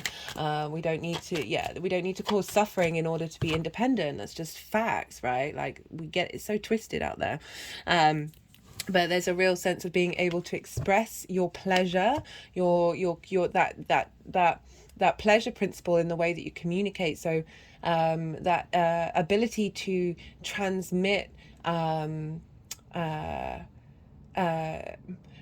I don't want to get it twisted with the pleasure and the desire words, but that's because those words have been twisted by society and made them specific to a very certain thing. But being able to, in the way that you communicate, to share and liberate others in that expression of independence and openness, and in embodying and experiencing the 3D world from a place of enjoyment really, like, and that can get a bad rep as well, everything in moderation, including moderation. This is also opposite Saturn, so we had the exact opposition today on the shadow day, and then we have it again when Mercury's at that same degree and moving forward again. This card's come up a lot. I think it's the Virgo card. I think it's Mars in Virgo. I could be wrong on that. I'm not very good at remembering those things. Right, so it's opposite Saturn. So now it's like, okay, Saturn, what's the next step, right? How are we making this real? How are we integrating integrity with that independence of Lilith and bringing the magic, right? Bringing the magic down. On the 30th of September, not October, which I have been saying in the last two videos. Whoops, daisies. I've even got it written in 2 other places. Hello, brain. Where are you? 30th of September. This is when Mercury finally is out of its shadow phase. So this is when it's heading into new territory. It's gone beyond 21 degrees and 51 minutes. And this is with a trine to Uranus. Again, independent energy smacking us around, going, hey, find the understanding and wisdom and being able to experience yourself freely with confidence and ease that doesn't invalidate other people's experience, okay? This is not about, through that independence, that you are not seeking the help that you need when you need the help, okay? Not rejecting people because you want to be by yourself. You're that independent, right? it's more nuanced than that. It's a deeper thing of that, where you are able to move through this world given any situation and not needing to reject things all the time, because you're confident in who you are. You're confident in the decisions that you're going to make and who you're going to be, that things can come your way and it may not be what you want, but you don't need to separate yourself from those, because you're still you, right? This is also with an opposition to Neptune. So out of shadow, right off the bat, we've got an opposition with Neptune, where Neptune's like, hey, Mercury, how you doing? How do you want to be able to bring in different dimensions into the way that you communicate? How do you want to bring in the mystical, the magical, into the way that you express yourself, into your day-to-day? How do you want to do that? Let's start that. Let's boost that after everything that we've been working on. Now let's get a boost from Neptune to send us on our way.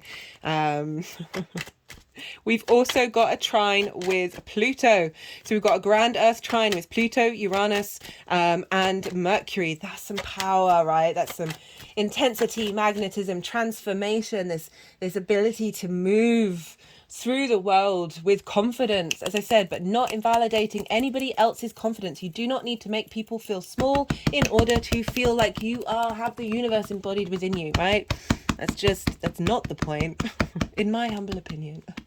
In my opinion, it's not humble. I mean, is it humble? I don't know. Sometimes I wonder. Yeah. Right, on this day, and I think I'm going to pull cards for this in a different video. On this day that Mercury moves out of shadow, we have Venus in Leo. Is she in Leo? Let me pause.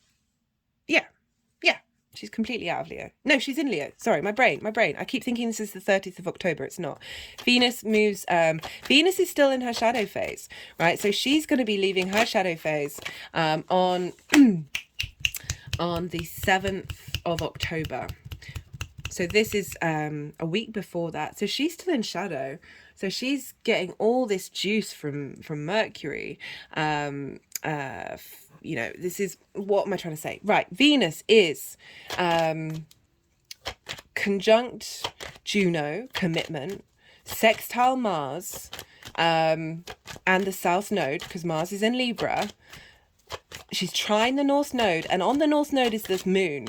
That's a power. That kind of energy is going to be around a lot during that time. That is incredibly powerful energy, where we have this commitment to our heart space, our motivations and drives to understand and be independent in a social dynamic, the moon, our intuition of where we're headed with that North Node, trining our heart space, just beautiful energy. Yeah, I think I'm going to do a little mini transit video. I'll try and keep it quick for that aspect, because that's beautiful. Do check out the Venus transit series if you haven't. That's a big transit. Venus retrograde's the least out of everybody. Mercury does it all the time, right? You know, not so important. No, I take that back. Sorry, Mercury, don't hate me. Just when Venus does, it's got a big weight, because the last time she retrograded in Leo was 2015. So we've got a whole new 8-year cycle starting with this Venus retrograde. It's happening for everybody. Love it. Right, on the 2nd of October, this is the final moment before Mercury moves into Libra. And this is an opposition with Neptune again. So we're feeling that Neptune opposition for a good couple of days. So we're really harnessing the magic right at the last moment of, like, how do we bring that, right.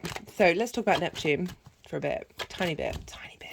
Sorry, regulars, if you've heard me say this a million times, but I did research into Neptune in Pisces when I did the first Saturn in Pisces transit series. Go check that one out. That's a longer term transit series, help you understand what's going on with Saturn, okay, which is opposite this Mercury energy. And Neptune's very much linked into the film, because it's about bringing different realities into our reality. And since 2011, since Neptune's been in Pisces, the most top grossing films have been the Marvel movies. And what is the theme of the Marvel movies? Bringing people from different dimensions, different realities, all together in order to help save the universe. I love that. So that's the kind of energy that Neptune's channeling for us all. So many people have got more into astrology, into tarot, into all of these things, really opening up to the unseen. And so we're bringing that energy into the way that we express ourselves before moving into Libra season, which I love. The moon will also be on Uranus. So we're still going to be a sort of a wide trine with Uranus and the moon, which is just like huge hits from our intuition.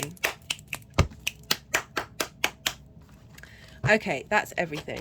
That's a lot. I've spoken for a while now. This is what I tend to do. Every time I go into video, I'm like, okay, I'm going to try and make this shorter. I just get excited, guys. I get excited. And then the channeling starts happening and it's like, whoa, okay, where did that come from? From my brain, but also from the cosmos. Okay.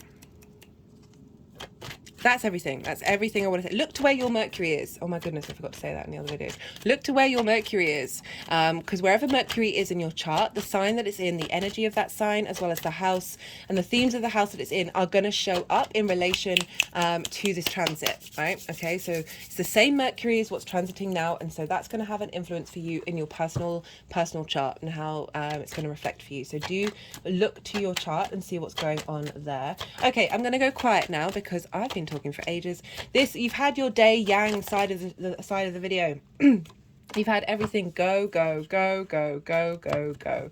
It's very extroverted, very stimulating, lots of information, like non-stop, no pause. Just have to pause for a second. That's hilarious. Okay, just set to hydrate. I had a little tickle today in my throat, very appropriate for the shadow phase. Right, so you've had the yang day side of you've had so much information thrown at you, a lot of that will be in the description box. Let it all settle. We need our action as well as needing our rest. We need our day as well as our night. And so now we're heading into the yin night side of the video. Let all of that information digest and settle. See what intuitive hits are coming up for you that are linked into this retrograde that you may have already been sensing. And just let it all flow through you. Because I'm going to shuffle until they put the deck down. And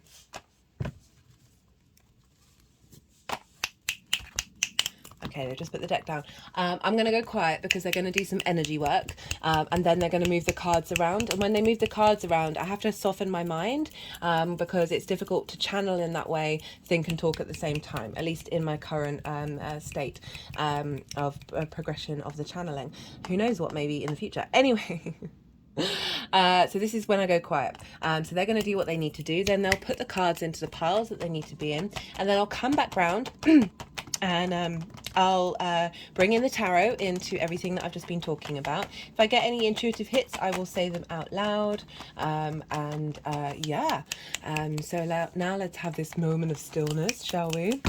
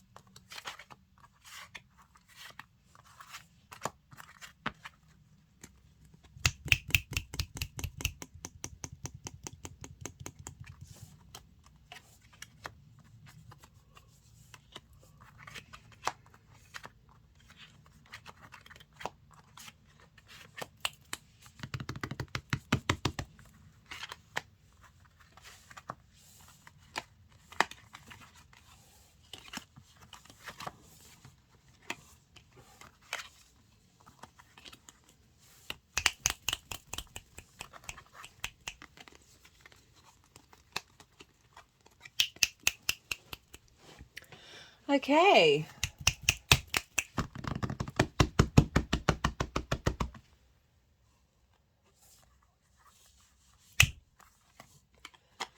We have for the shadow fit.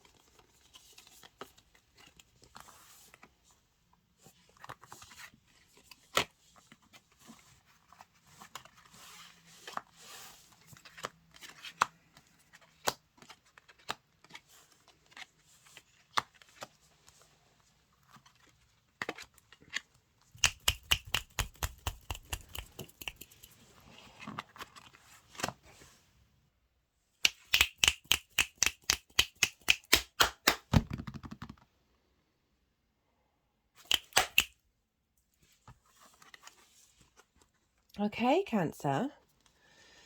A lot going on. So we've got a fair amount for the shadow phase. We've got 2 4s, a 5, a 9, the Devil, and the Page of Swords. So these are all kind of like, they're intense energy. We've got the 5 of Wands, which is sort of there's a lot of movement, there's a lot of momentum. It's not quite the conflict of the 5 of Swords, which is sort of winning at all costs. This is like play fighting. This is the way I see it is like chaos energy. Like there's a lot going on, but things doesn't there's not momentum, there's not moving forward, there's not growth. We've got it with the 4 of Cups, which is about stagnation, right? So looking at the 3 of Cups, that sense of harmony, and feeling like it's not yours to have, right? That you don't have it within you already. You know, this is an element of stagnation, of comparison is the thief of joy. And we've got this with the Devil card. Now, the Devil card is obviously very traditionally linked into addiction, linked into that which has authority over you, that binds you, that pulls you into the pit, that has you in this cycle of dependence, even though, you know, the chains on it are very easy to move out of. And the reason why I focused on this, I've got other interpretations for the Devil, but this is what I'm focusing on because we've got some difficult energies that are, you know, seem to be linked around trauma and limiting beliefs and just sort of blocked energy. There's a lot of stagnant energy here that can often be linked into addiction, right? Of not being able to move forward. And then, you know, I'm talking about addiction. It's the 3rd house, right? So it's how we communicate with ourselves. It's an understanding of how we express ourselves. And they're just being a feeling of frustration around that, of perhaps not being heard, and not being witnessed, and not being able to express yourself in the way that you would like to, because there's just stuff blocking it, that's sort of hindering that ability to express yourself. We've also got the 9 of Wands, and this is very battle weary energy, right? So you've been going through the ringer, you feel like you're not seen, you're not heard, and if you are, there's conflict involved, like, so sort of like sort of frustrating energy where, you know, you're constantly in defense mode. And so when we're in that space, we keep repeating it. With this card, I always say, do you need to do that? Do you need to feel like what other people are saying or doing has any impact on you at all, right? Do you need to absorb it? And so we've got this these energies coming in that are complex and they are difficult, but they're very human experiences, that we all work with and we all suffer from, and not shaming them, not rejecting them, for me, is one of my key like principles, and what brings me peace is like knowing that these things can still crop up, even though I think I've worked through it, and it'll crop up and I'm like, okay, and let it be with you, but it doesn't have to attach itself to you.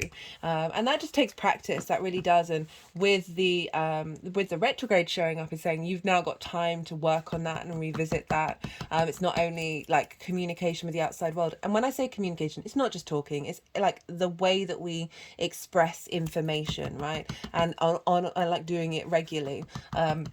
And that sort of things blocking you in the way of you being able to find meaning in your day-to-day as well, because it is the house of the goddess where we bring that meaning of our philosophies into our day-to-day. You may have felt like those philosophies have been attacked in the way that you express yourself, or that there's an element of seeing people with lives that and vitality that you may not feel like you have within you, of just feeling like everything's been a bit grinding your gears in this area. If you're not conscious of this at all, this could be not for you, this message, or this is stuff going on in the unconscious mind. There's this stuff going on in the subtle nuances that, you know, with this sextile to your Cancer energy, you're helping get brainstorming those things that you may not have been in observation of, and being able to be given help and clues of these things cropping up, right? I said about the shadow phase, it can bring up stuff from that unconscious space, that shadow space, that haven't been met, and haven't, those needs that haven't been looked at and tended to, get to the root of them,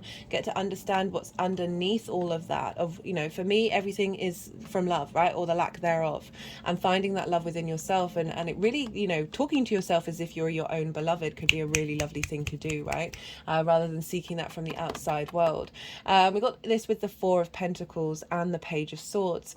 Four of Pentacles is about holding on to things.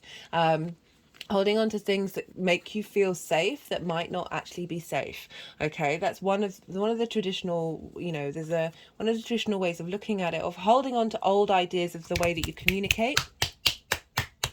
Right, sometimes we think, oh, this is who I am, and this is always who I am, and this is how I feel and what I want, and therefore that's what it is forever. No. No, no, no, no, no. We have the capacity to change and grow. And I don't often get this message with this card. I think there's two parallel messages here, of holding on to things. Sorry, I'm not shaking it, they're shaking it. And we're holding on to things that give us a sense of security, but aren't actually, so they're moving around the gut area, healthy gut, healthy mind, that we're now familiar with, but actually we need to break out of. And that's where we got the Page of Swords, which is, you know, very appropriate for the Mercury retrograde. Of the Page of Swords is moving forward but looking backwards. Okay, so it's very much engaging of that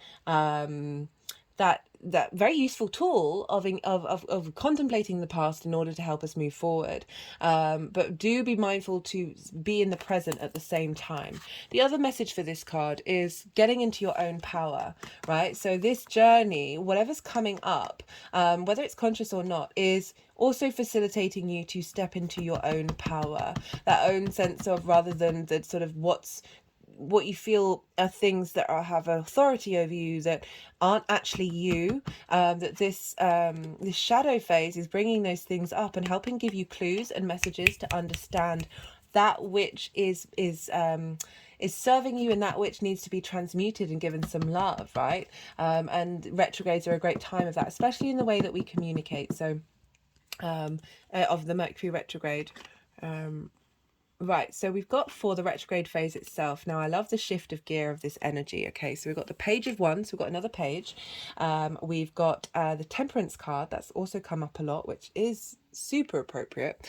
And the Ten of Swords in reverse, along with the Magician. Hello, Mercury. Right. So, Page of Wands, heralding in a new way of connecting. Oh, I forgot to move up.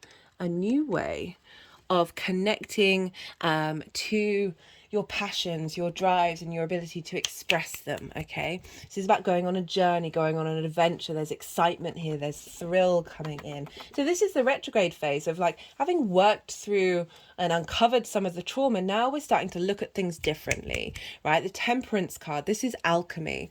This is refining and deepening every single part of you, like purifying it, transmuting that alchemical process, that in order to get to the essence of something, all the different parts of you getting to the essence of them and bringing it all together in order to create magic. You see here the water is going up into the cup. That symbolizes going against the norm. So we're breaking old ways of interacting with this Virgo energy.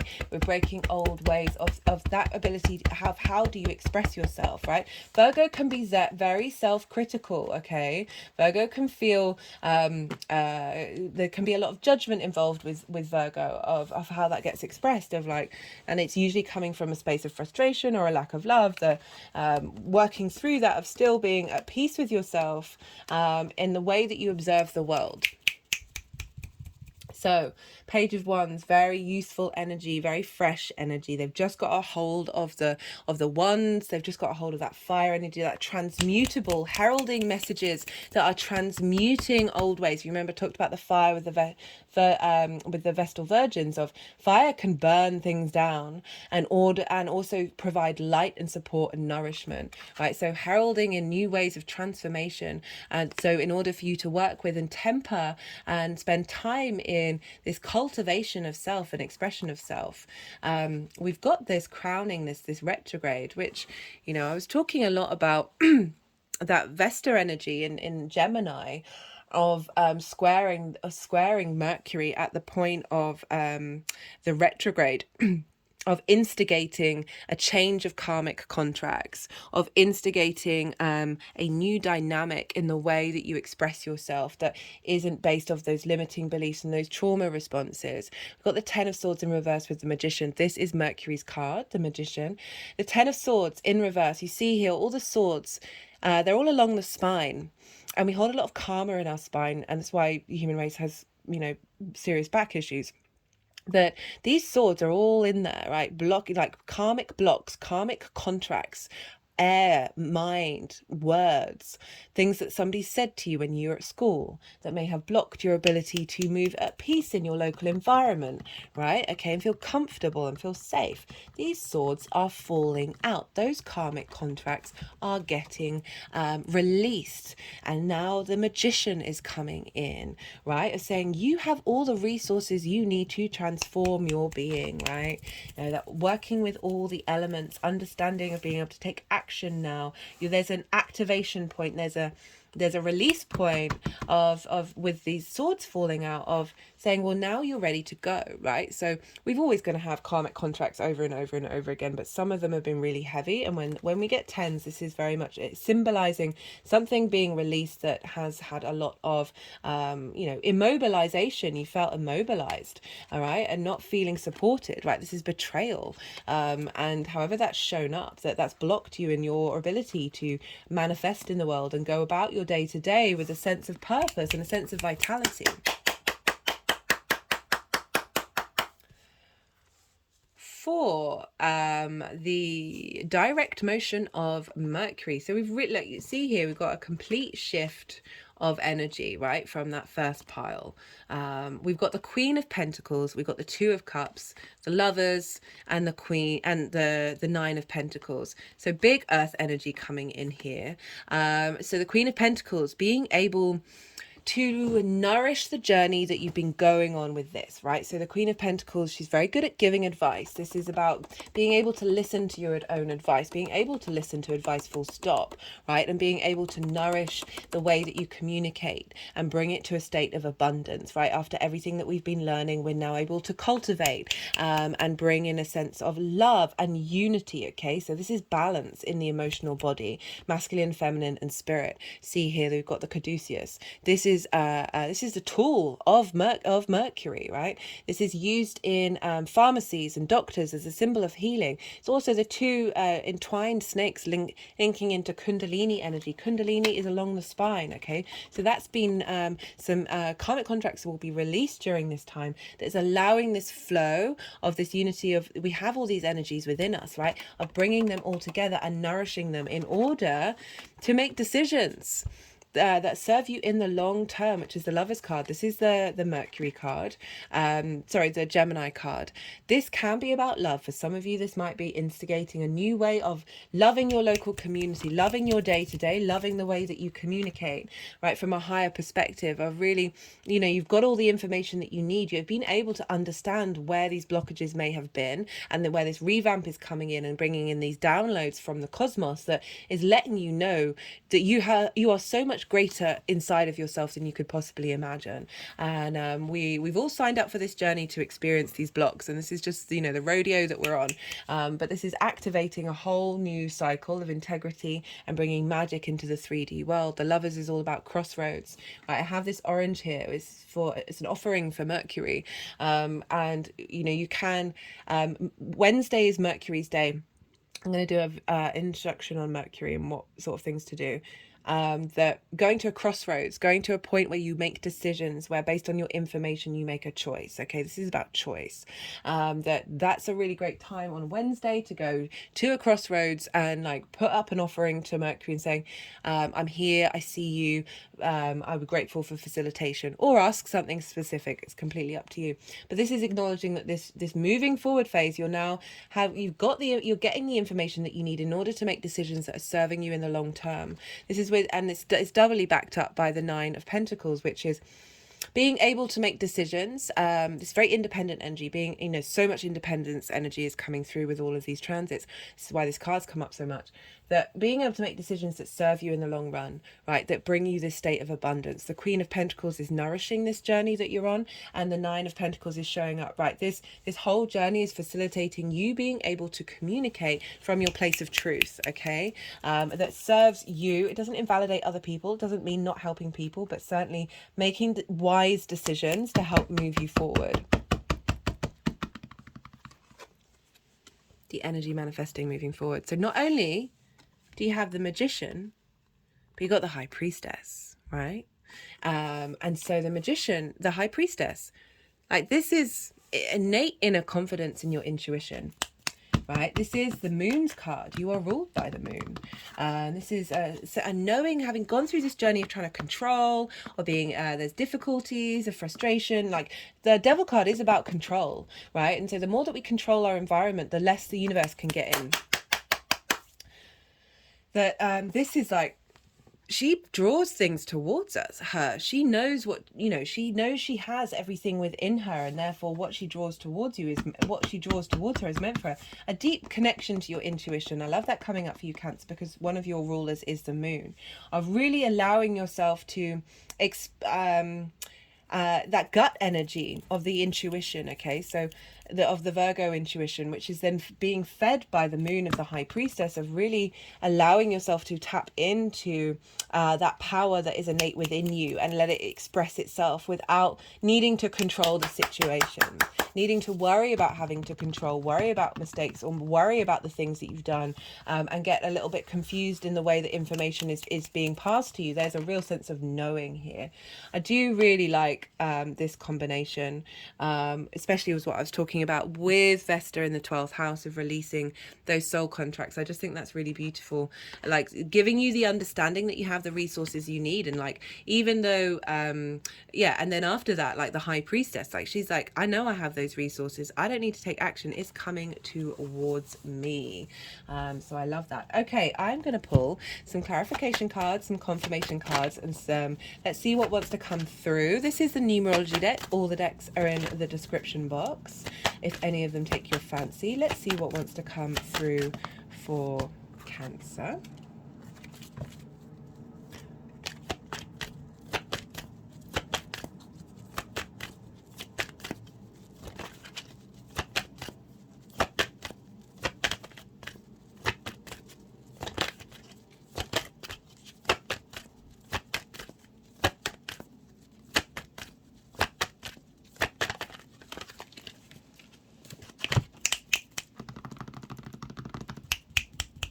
Sorry, the deck was playing up, and that's usually when they want to do some energy work.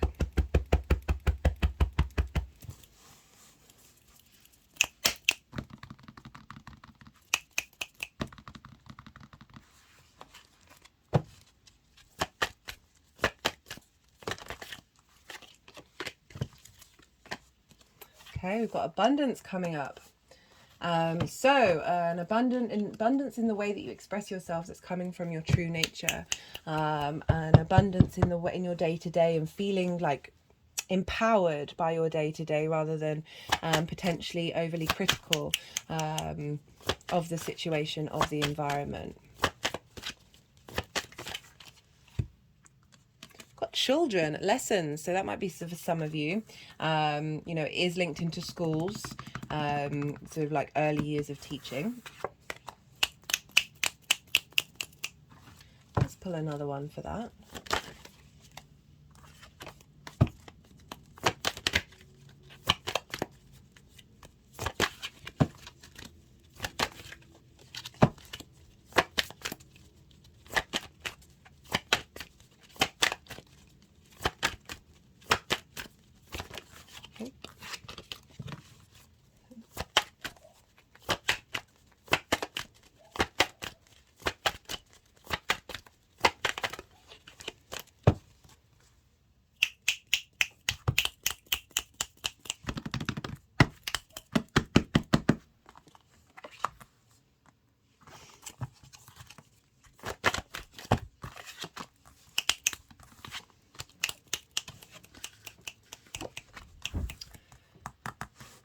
I'm just wondering, because I've been quite insistent with this card, even though it is very specific and we're not dealing with the 5th house where children do come into play, of blockages in your communication in your school life, right? Okay, those early years of school.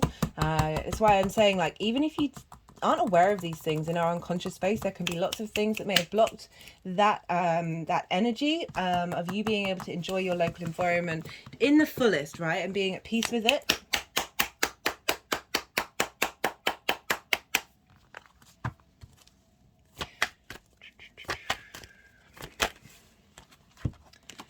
We've got your card, Cancer. We've got the Chariot, drive, determination, ambition, emotional control.